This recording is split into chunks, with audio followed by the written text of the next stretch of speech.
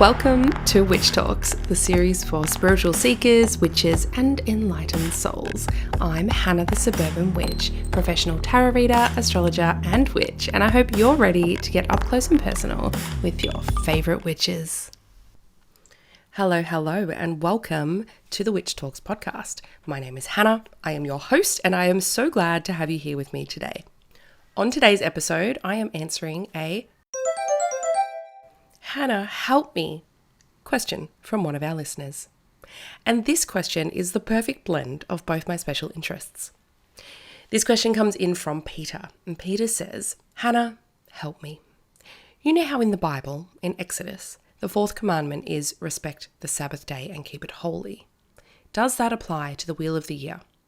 Is it a spiritual crime to forget a Sabbat on the wheel of the year? Well, Peter, I'm going to give you a short answer and a long answer. The short answer is no, it is not. And the long answer is why. So let's dive in, shall we? Firstly, I want to acknowledge that usually this type of question comes with a little bit of religious conditioning, sometimes religious trauma as well. Lucky for you, that's a topic I'm an expert in. So I'm going to begin this with just a little chat about cult tactics because I think it's really relevant. And cult tactics are not just about Christianity. They are not just about evangelicalism. They are not just about this religion.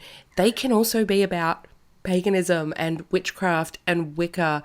Cult tactics can be used in multi-level marketing pyramid schemes like, I don't want to get sued, so insert your favorite essential oil brand here. So I think it's worth touching on a few things first and why this concept is in your mind before we go into maybe the history around the wheel of the year. So firstly, I have used the word cult. I want to clarify that there are two types of cults. There is a non-problematic form and a problematic form. The non-problematic type is what's called a benign cult group, and that's just any group of people who have a set of beliefs that are non-mainstream. You could say most witches are a part of a benign cult group. As long as people can freely choose to join with full disclosure of the group's doctrine and practices and can choose to disaffiliate without fear or harassment, then it is not a destructive cult. Okay? I run a private membership group. It would technically come under a benign cult group, if we're being technical. Now, a destructive cult is usually a pyramid-shaped authoritarian regime with one person or a group of people that have dictatorial control. Usually uses deception to recruit new members and doesn't tell them what the group is, what they actually believe, or what will be expected of them if they become members. A lot of Christianity falls under this, not all. It can also use mind control techniques. Now, we technically aren't supposed to be using the word mind control anymore in the, religion discourse groups. We use the words undue influence. And these are used to keep people dependent, obedient, and loyal. Trust me, this all relates into your question. Now, when I'm teaching my classes, for example, I have a class out at the moment called Ridiculous Rapture Rhetoric. It is all about the rapture doctrine. And I have a whole segment on that around control methods that the church uses to keep people under their control. One way of understanding these control techniques is through the BITE model, B-I-T-E. It stands for behavior, information, thought, and emotional control. This is a method that was developed by someone called Stephen Hassan. He's a psychotherapist with a focus on cults. And the reason I'm bringing up these cult tactics is because if you're not aware of them, you can easily be subjected to them again, even if you're out of the religion that they originally came from for you. So if you don't take the time to identify areas of concerns in your beliefs, you can very easily get sucked back into a cult or cult-like thinking. I'm not going to go through all of them. There are a lot of examples of the BITE method and how individual parts of it are used. However, since you've used the 10 commandments, we're going to touch on that today. This is a set of rules in the Christian faith. Now, if you're not aware of the 10 commandments, this is what they say. Number 1, you shall have no other gods before me. I mean, technically God, that kind of implies the existence of other gods, but whatever. Number 2, you shall not make idols. Number 3, you shall not take the name of your Lord your God in vain. Contrary to popular belief, a lot of people think this means saying, oh my God. That is not what it means. It means doing things that are not great in the name of the Lord. Like, you know what? I'm going to persecute these people because they're not doing what we think they should under this religion. That would be it. Number 4, remember the Sabbath day to keep it holy. Now, even just on that one, there is so much room for error here, because which one's the Sabbath day? Are you going by the Jewish calendar, or are you going by like current neo-Christians, I'm going to call them, who refer to it as a Sunday? Which one did God mean? Who knows? Maybe everyone's getting it wrong. We don't know. Maybe it's a Wednesday. Number 5 is honor your father and your mother. Number 6, you shall not murder. Number 7, you shall not commit adultery. Number 8, you shall not steal. Number 9, you shall not bear false witness against your neighbor. And number 10, you shall not covet. Now look, when I read those now, I'm so far removed from it, I'm very highly critical of it. I mean, if I was God, wouldn't you put, don't have slaves or protect the children or something like that, rather than having, 3 of them just being about, I am God. But I digress. Let's go back to the bite model. Behavior control. That is the very first one. One of the things under behavior control is dictating where, how, or with whom the member lives, associates, or who they isolate. So the 10 Commandments already fits into this behavior control, right? You can't do this, you can't do that, you can't do this, you can't do that. Any of that sort of thing is a form of behavior control. It gives you this rule to live by, and it makes you fearful of stepping outside of that, so it keeps you under their control. In the bite method, we have behavior, then there's information.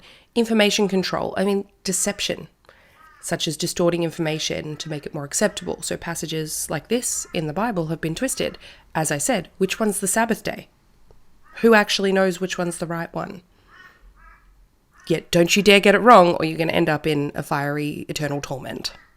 Then we go into thought control. Okay, so requiring members to internalize the group's doctrine as truth. That's essentially what the 10 Commandments is. And instilling black and white thinking. If I don't do this, it is bad. It is a sin. It is not good. It's organizing people into us versus them, insiders versus outsiders, sinners versus saved. And lastly, we have emotional control. So making the person feel that problems are always their own fault, promoting feelings of guilt or unworthiness, instilling fear of losing one's salvation. Now, these are just like tip of the iceberg cult tactics for control. And we can see how those together, just with one tiny, teeny aspect of the Bible, the 10 Commandments, has colored your view of all religions now with this black and white thinking, this fear of getting it wrong.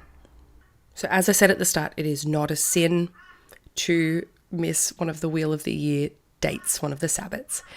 So it's not a sin, okay? It is not a spiritual crime. And I understand why you would come to this with that view. And I understand why it feels natural to assume you have to do things right. I see this in witches all the time, even if they haven't directly come from high control religion, because Christianity is the mainstream religion, really. It's the one that we are all affected by through movies and culture. So of course we're going to have some hang-ups related to it, even if we didn't have a religious upbringing. So let's switch now to the Wheel of the Year specifically. What is it? Well, it's a neo-pagan calendar. Neo meaning new. And it's comprised of 8 holidays. Some people call them Sabbats or Sabbats. I don't know what the real pronunciation is. I'm just calling it a Sabbat. Now, 4 of these people call quarter days. 4 of them people call cross-quarter days. And it basically celebrates the solstices. That is the longest day of the year and the shortest day of the year. The equinoxes, those are the 2 days of the year where the day and night is equal. And the changing seasons. Now, contrary to what many believe, the Witch's Wheel of the Year is not actually some ancient practice tracing back to prehistoric times. In fact, the use of the word Wheel of the Year didn't come out until the 1900s. I know. Now, there is a tendency in the witchcraft traditions that I have seen where people like to presume that things that are older are better. So they give almost like a false history of things to be like, oh no, this is, from the ancient Celts and we've just pulled it through. No, it's been butchered. It's been bastardized. What the ancient peoples used to do is nothing like what we do today or what we're taught to do. I'm sure there are some people who follow it to a T, but the Witch's Wheel of the Year is not that. For example, the way we see it currently muddles up Anglo-Saxon with Celtic practices. So Anglo-Saxons did observe solar events like Yule, which is the winter solstice, whereas Celts centered the changing of the seasons like Samhain.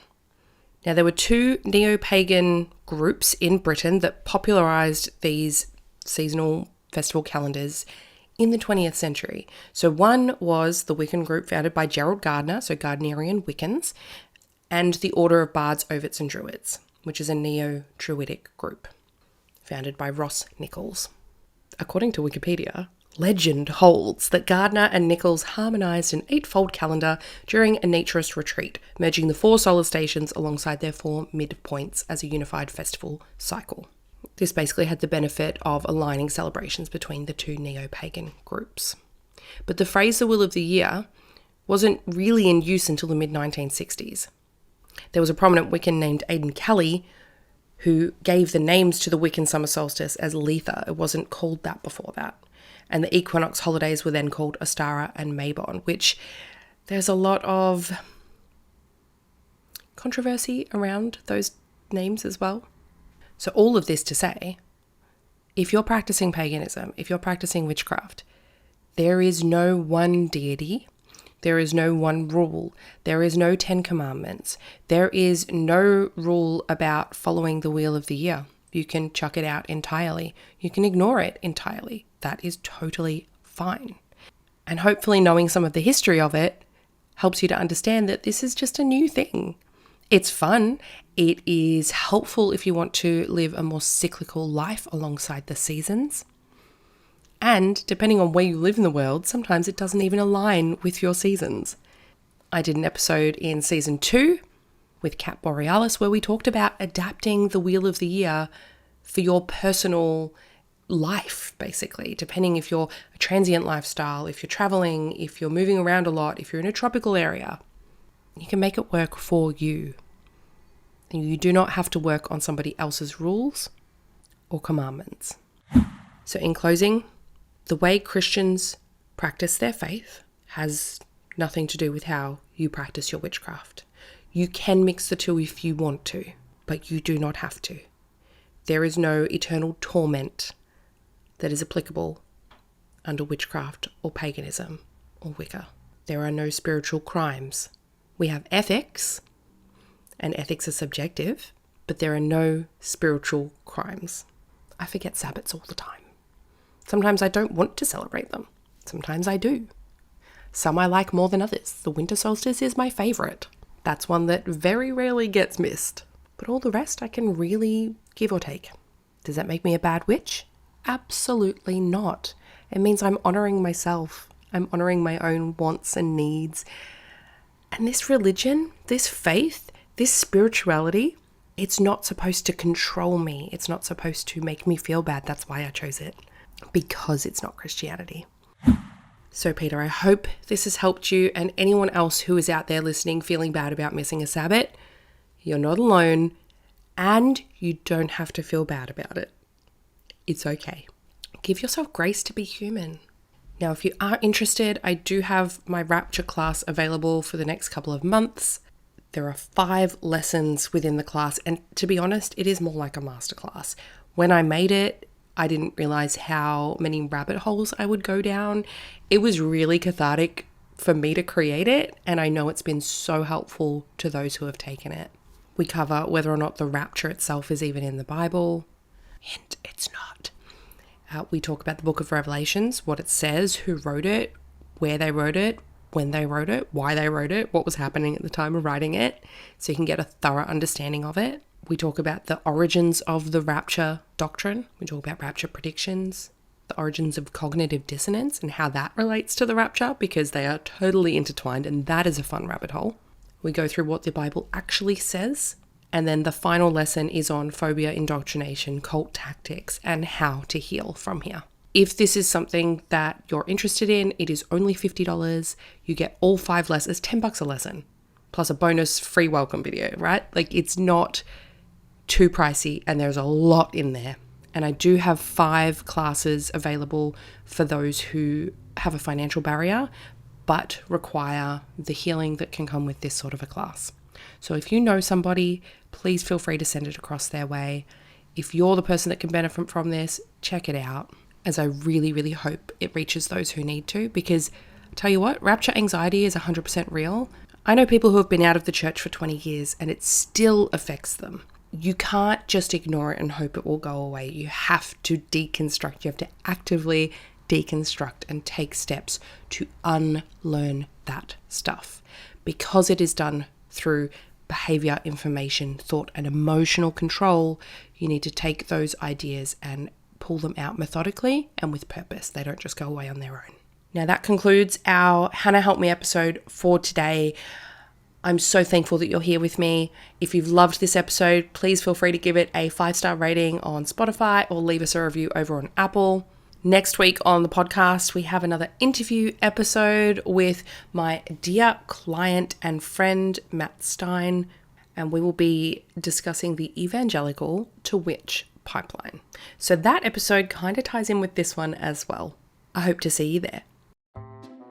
Have you been searching for a safe space to connect with other witches and grow and develop and learn together? The Suburban Witches Society will bring you knowledge and friendships that are spiritually aligned, plus a whole heap of fun. You will get access to our private community Facebook group and group chat, which that chat pops off. There are monthly group calls, you get a reading with me, you can do Q&A, and we all just chat and hang out together. It's like a slumber party. You are welcome to wear your pajamas. This is not like fancy influencer witches on a Zoom call. We are very real over here. You can take a peek at behind the scenes episodes of the podcast that are uncut, and you get access to them before anybody else. There's a resources section where you get PDF downloads, you get access to classes that are not available to the public. Here is what one of our members, Brandy, has to say about her experience in the Suburban Witches Society. Signing up to the society has been the best present to myself. My witchy knowledge has exploded, and I've forged some of the deepest friendships in this group.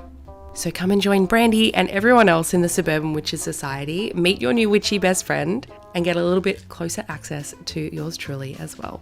I hope to see you there.